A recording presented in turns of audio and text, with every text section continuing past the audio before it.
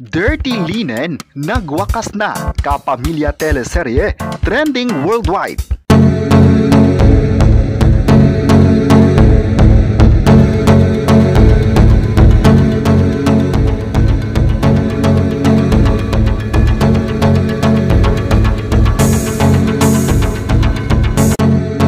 Kagabi, nagwakas na ang pinakasikat na kapamilya teleserye ng bansa, ang Dirty Linen. Higil, takot at kapit ang naging emosyon ng mga viewers sa finale nito. Intense ang eksena at madadala ka talaga sa mga karakter. Walang tapo ng mga linya, actors at storyline, kaya dahilan nito na top trending topic ito sa Pilipinas at maging sa international social media. Nakakuha din ang Dirty Linen ng mataas na concurrent views sa kapamilya online live at digital platforms kung saan ito napapanood. Malaki ang ikot ng story sa Dirty Linen kung saan bawat episode may bagong aabangan ng mga viewers. Ngayon na nagwakas na ito, emosyonal ang mga bida dahil ang Dirty Linen ay naging bahay na nila ng halos 6 na buhay. Mga viewers pa ang nagsabing nabitin sila sa Dirty Linen dahil madali lang itong natapos at napakagandang teleserye. May netizen pa ang nagsabing phenomenal ang Dirty Linen dahil walang tapon sa mga linya at ang buong kwento nito.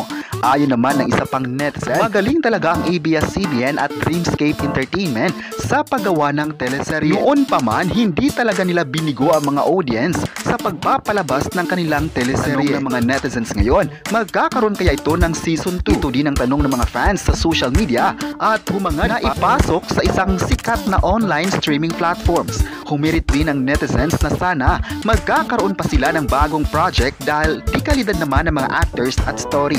Dapat lang nabigyan ito ng recognition dahil sa husay na pagganap nila. May netizen pa ang nagsabing deserve ng buong productions na pasalamatan dahil marami ang namangha at kumapit sa unang episode at hanggang dulo. Thankful talaga ang Dirty Linen sa mga kapamilya, kapatid sa patuloy na pagsuporta sa teleserye.